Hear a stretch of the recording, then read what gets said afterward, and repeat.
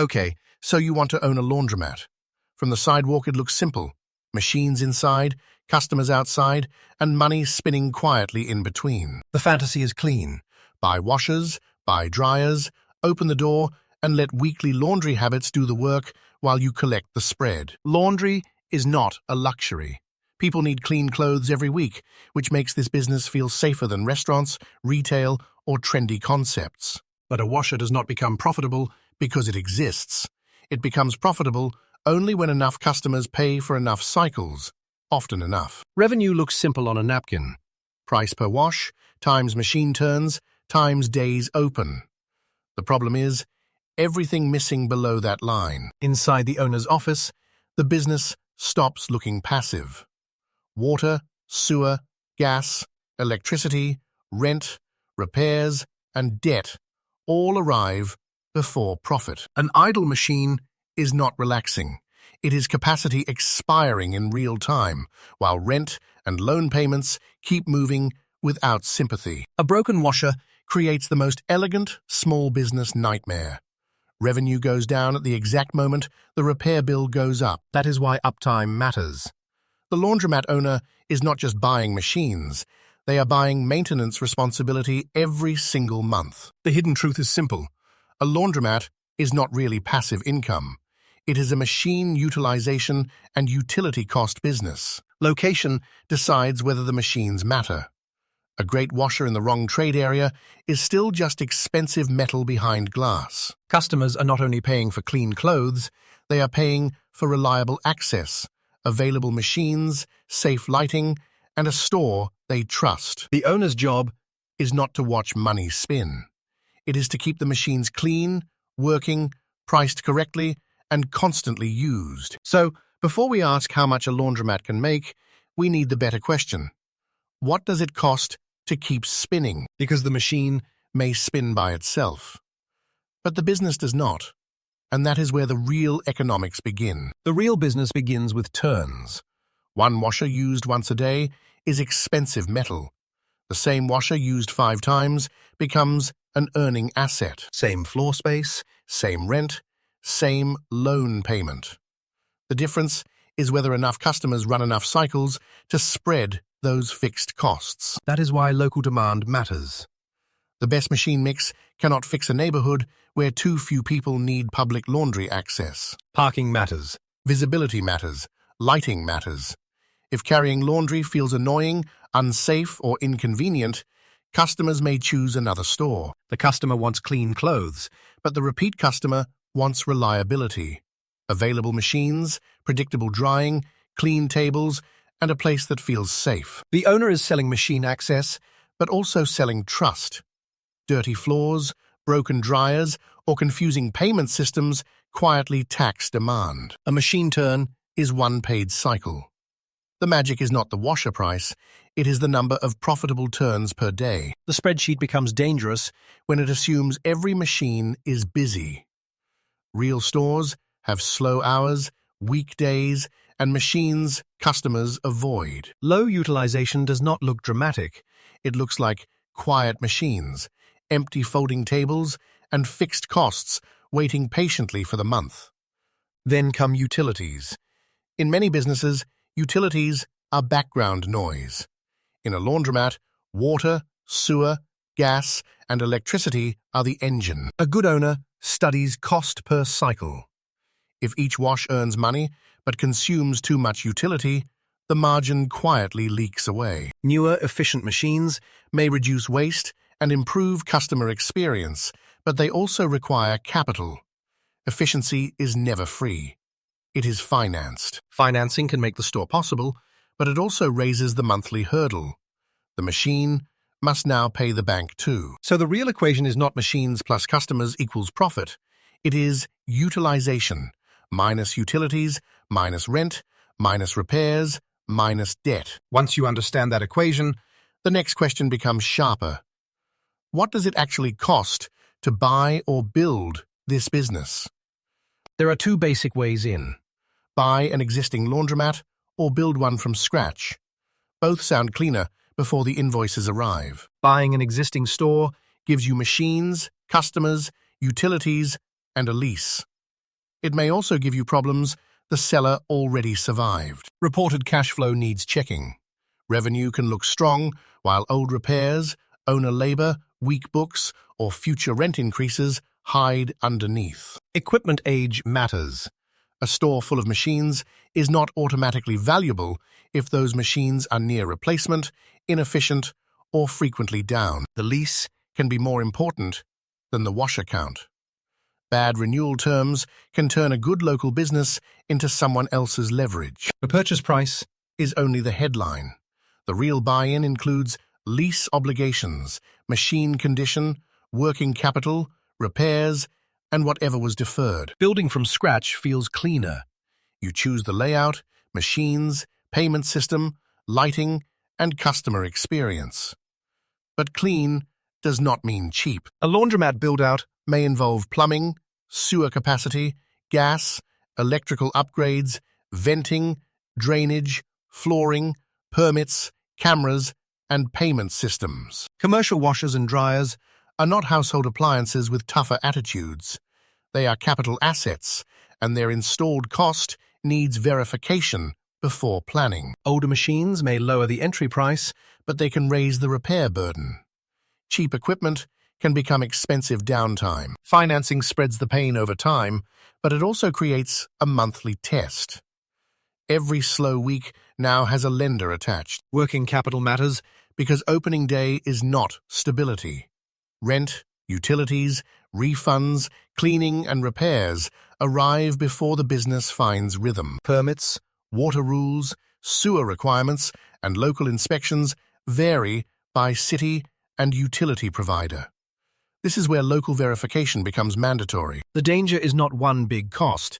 It is the stack: equipment, build-out, lease, utilities, financing, repairs, and cash reserves. After all that money goes in, The store still has to answer the only question that matters: how does cash come back? the first revenue stream Is the obvious one: paid wash cycles.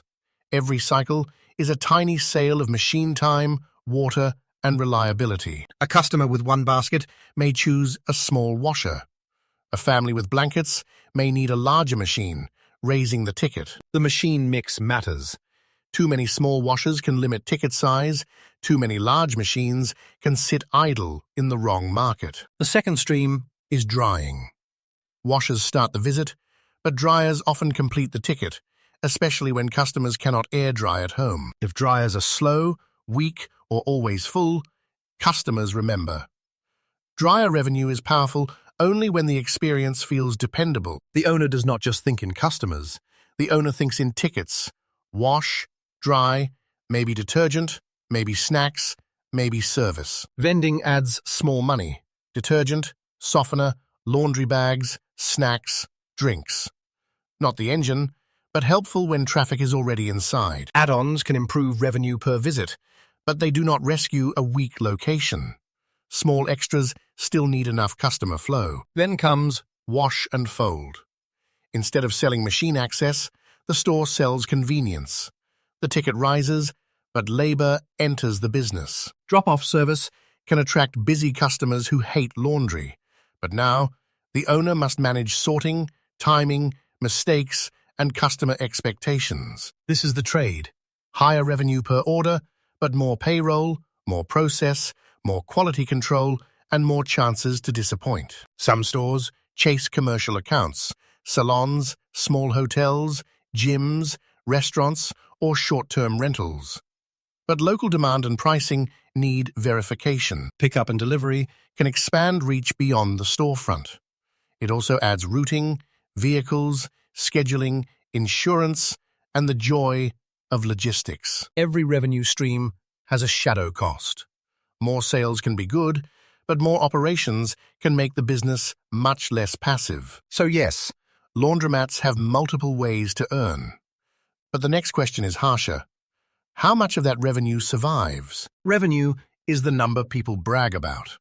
Profit is the number that survives after the laundromat pays everyone else first. a busy weekend can look Impressive, but every payment immediately gets divided between utilities, rent, labor, repairs, insurance, fees, and debt. The utility bill Is not background noise. In a laundromat, water, sewer, gas, and electricity are part of producing every sale. each cycle consumes resources. Before it creates profit. If pricing is wrong, the machine can look busy while margin leaks out. The owner needs to know Cost per cycle, not just price per cycle. That difference is where the hidden margin lives. this is why gross revenue Can mislead buyers. A laundromat may collect real money, then give most of it back to the building. rent is not passive either. If the owner leases the space, the landlord quietly participates in the laundromat's economics every month. A rent increase can erase margin Without changing the machines. Same washers, same customers, same work, but a thinner owner slice. repairs are Especially cruel because they hit both sides of the statement. Less revenue while the broken machine waits, plus the technician bill. one broken washer. Is not just one repair. It can create lines, frustrate customers, reduce trust, and push repeat business elsewhere. Cleaning is another quiet expense. A laundromat must feel clean enough for strangers to trust it with the clothes touching their skin. If the owner cleans personally, The business may look more profitable, but that profit is partly unpaid labor wearing work gloves. get service. Is the final pressure point. The laundromat may work operationally, but still struggle if the purchase price was too optimistic. The owner gets paid last. That is the part missing from passive income fantasies. The machines collect revenue, but expenses collect first. And once you see that stack clearly, The next layer gets darker. The hidden costs nobody puts in the sales brochure. the first hidden cost Is downtime. A machine that is not working does not just stop earning, it also trains customers to leave. repair speed. Becomes part of the business model. The faster the fix, the faster the asset returns, from expensive furniture to revenue machine. Downtime. Hits twice. The revenue bar shrinks while the repair box grows, which is exactly why old machines deserve suspicion. Then there is security. A self-service store still needs cameras, lighting, locks, monitoring, and enough oversight to stop small problems becoming expensive. The owner may not be folding clothes, But they may still be watching cameras, answering complaints, checking locks, and showing up after hours, refunds are small. until they become a pattern. A failed payment, weak dryer, or jammed machine can quietly buy customer anger. Customers do not calculate your cost stack. They remember whether their clothes dried, whether the store felt clean, and whether problems were handled. Cleanliness Is not cosmetic. It is trust infrastructure. Dirty tables, overflowing trash, and sticky floors tell customers the machines may be neglected too. lint, Spills, broken carts, messy bathrooms, and overflowing trash do not sound financial. But in this business, cleanliness converts into repeat visits. utility spikes are brutal. Because customers may resist price increases, costs can move faster than the neighborhood's willingness to pay. Raise prices too slowly. And margin leaks. Raise them too quickly, and customers may test the newer store down the road. Lease risk. Hides in plain sight. If the store proves the location works, the landlord may understand that value very clearly. Owner labor. Is the quietest cost. When the owner cleans, fixes, watches, refunds, and negotiates for free, the spreadsheet looks better. That is The hidden cost stack. Downtime, refunds, security, cleaning, utility spikes, lease risk, owner labor, and the slow erosion of trust. And this is why One location ownership feels different from a portfolio. The same problem can be survivable at scale and painful alone. Now compare two owners. One owns a single laundromat, the other owns multiple stores. Same business category, very different survival math. The small operator Has concentration risk. One lease, one utility bill, one customer base, one neighborhood, and one bad month that feels personal. For a one-store owner, 3 broken machines are not a maintenance statistic. They can be the difference between breathing room and panic. The small owner may have fewer repair relationships, less buying power, and less room to negotiate when the technician calendar is full. This is where owner labor hides again. A single store may survive because the owner replaces paid management with their own weekends. A scaled operator sees the business differently. Multiple locations create data, comparisons, vendor leverage, shared systems, and a little more room for mistakes. With several stores, the operator can compare turns per machine, dryer usage, refunds, utility cost per cycle, and which locations are falling behind. Scale can lower friction. One repair process, one reporting system, better supply purchasing, shared playbooks, and maybe stronger financing relationships. But scale is not magic. More locations can mean more debt, more leases, more managers, and more ways for problems to hide. A weak store can hide inside a portfolio longer than it could alone. The dashboard looks diversified, while one location quietly bleeds. So the trade-off is clear. The small owner faces concentration risk. The scaled operator faces complexity risk, debt risk, and execution risk. The hidden margin gets easier to see with systems. Pricing discipline, maintenance schedules, machine reports, utility tracking, and honest labor accounting. The best operators are not guessing. They are measuring whether each machine, each hour, and each location earns enough after costs. That is the core difference. The small owner buys a laundromat. The scaled operator tries to build a repeatable operating system. And that brings us to the final paradox. Laundromats can work, but not for the reason the passive income pitch suggests. So the strange thing about owning a laundromat is this. From the sidewalk, it looks like one of America's simplest businesses. Rows of washers, rows of dryers, customers doing a weekly chore, and machines collecting payments. It looks almost too logical to fail. But once you own it, every spin becomes economics. Revenue, water, sewer, gas, electricity, depreciation, maintenance, and customer trust. The hidden margin is not in owning machines. It is in controlling utilization, pricing, uptime, utility cost, rent, debt, and labor. The owner who understands those controls owns a business. The owner who ignores them may only own expensive machines and monthly obligations. An empty store is not peaceful. It is a reminder that fixed costs do not sleep, even when every machine is resting. A broken machine is not a side problem. It is the business model interrupting itself and charging the owner for the interruption. That is why revenue alone is dangerous. The business can collect money all week and still leave only a small owner slice. The customer never sees that math.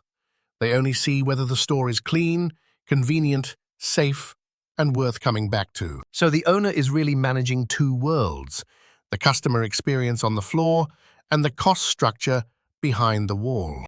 That is not fake guru passive income. It is local operations, asset maintenance, utility management, pricing discipline, and unglamorous repetition. At small scale, that repetition can become a job. At larger scale, it becomes a system, but a system with more debt. Laundromats can be good businesses, but good because machines spin alone. They are good when the boring math works. The hidden margin is real, but so are the hidden costs, and they usually arrive before the owner gets paid. Because in a laundromat, the machines may spin by themselves. The business does not. And that is the real economics.